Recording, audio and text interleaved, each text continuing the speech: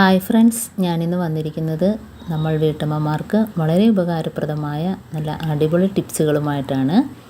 അപ്പം video skip ചെയ്യാതെ കണ്ടാൽ മാത്രമേ മനസ്സിലാവുകയുള്ളൂ.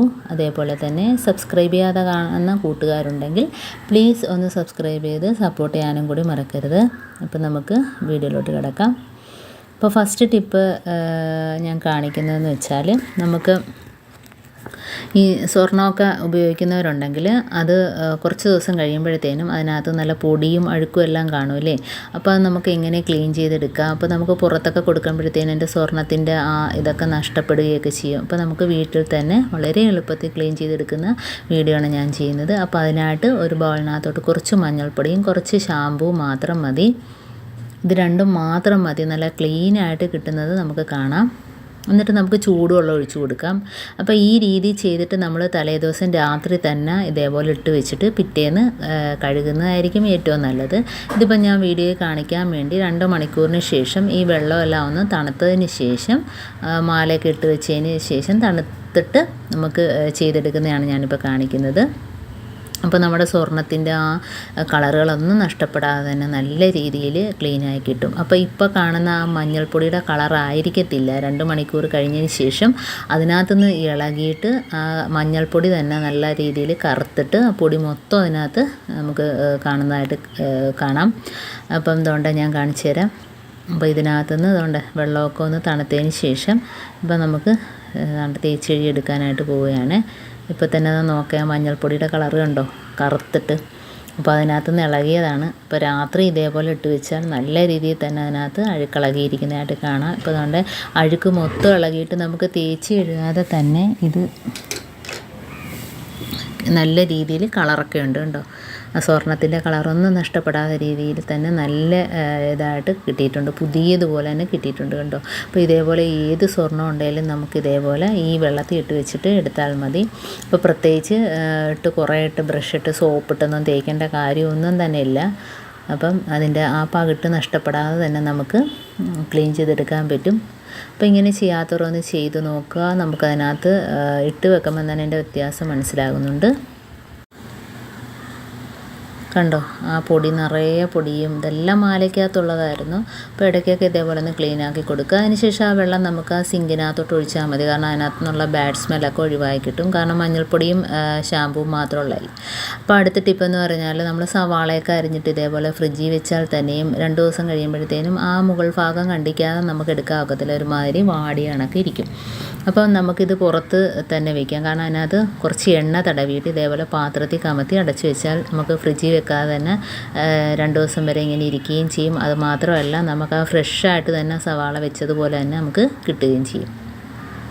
അപ്പോൾ ഇതുപോലെ ചെയ്യാത്തവരൊന്ന് ചെയ്ത് നോക്കുക. അടുത്ത ടിപ്പെന്ന് പറഞ്ഞാൽ, നമ്മൾ റൈസ് കുക്കർ ഉണ്ടല്ലോ, അപ്പോൾ എന്നും അതിനകത്ത് ചോറ് വയ്ക്കുന്നതല്ലേ. അപ്പോൾ ആ ചോറ് വയ്ക്കുന്ന ഭാഗത്ത് കണ്ടോ ഒരു കറുത്ത കളറും.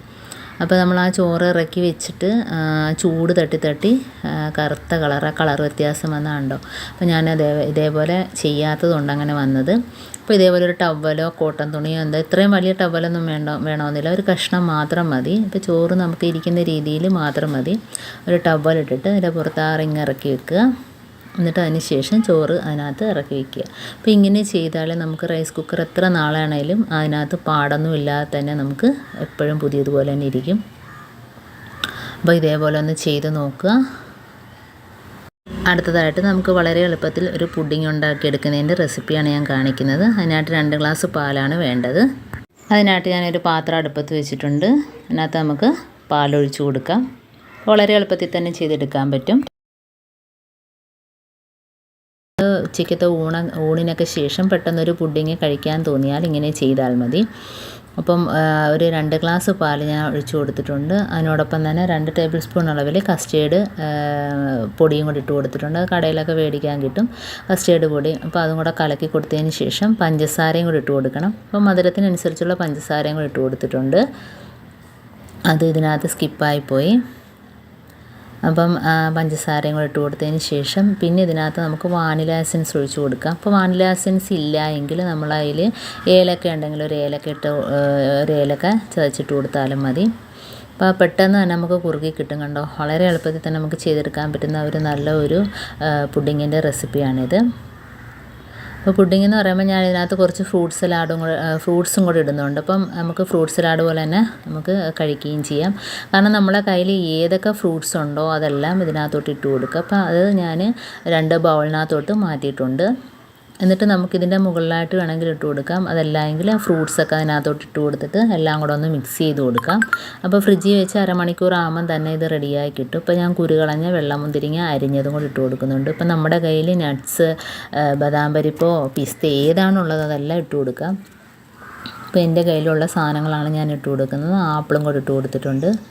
അപ്പം വളരെ നല്ല ടേസ്റ്റാണ്. അപ്പോൾ നമുക്ക് എളുപ്പത്തിൽ തന്നെ ചെയ്തെടുക്കാൻ പറ്റുന്ന നല്ലൊരു പുഡിങ്ങിൻ്റെ റെസിപ്പിയും കൂടെയാണ്. അപ്പോൾ ഇനി കുറച്ച് മാതളം ഇട്ട് കൊടുക്കാം.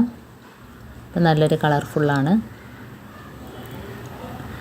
അപ്പോൾ ഇത്രയേ ഉള്ളൂ. വളരെ ഈസി ആയിട്ട് തന്നെ ചെയ്തെടുക്കാൻ പറ്റുന്നൊരു പുഡിങ്ങിൻ്റെ റെസിപ്പിയാണത്. നമുക്ക് എല്ലാം കൂടെ ഒന്ന് ഇളക്കി കൊടുക്കണമെങ്കിൽ ഇളക്കി കൊടുക്കാം. പിന്നെ ഫ്രൂട്ട് സലാഡ് പോലെ നമുക്ക് കഴിക്കുകയും ചെയ്യാം.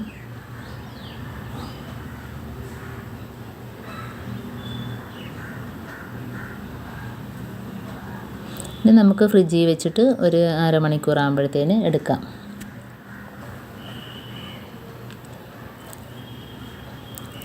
അപ്പം ഇങ്ങനെ ചെയ്യാത്തവരൊന്ന് ചെയ്ത് നോക്കാം.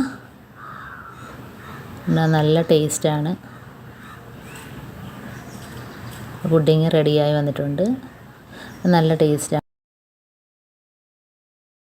അപ്പോൾ ഇത്രയേ ഉള്ളൂ എൻ്റെ ഈ ടിപ്സുകൾ ഇഷ്ടപ്പെട്ടെങ്കിൽ ഒന്ന് ലൈക്ക് ചെയ്യാനും കമൻറ്റ് ചെയ്യാനും സബ്സ്ക്രൈബ് ചെയ്യാനും മറക്കരുത്. കൂട്ടത്തിൽ ബെല്ലൈക്കൻ എനേബിൾ ചെയ്യാനും മറക്കരുത്. അതേപോലെ ടിപ്സിൽ ഏതെങ്കിലും ഒന്ന് ഉപകാരപ്പെട്ടു എന്ന് കാണുകയാണെങ്കിൽ ലൈക്ക് ചെയ്യാനും ഷെയർ ചെയ്യാനും മറക്കരുത്.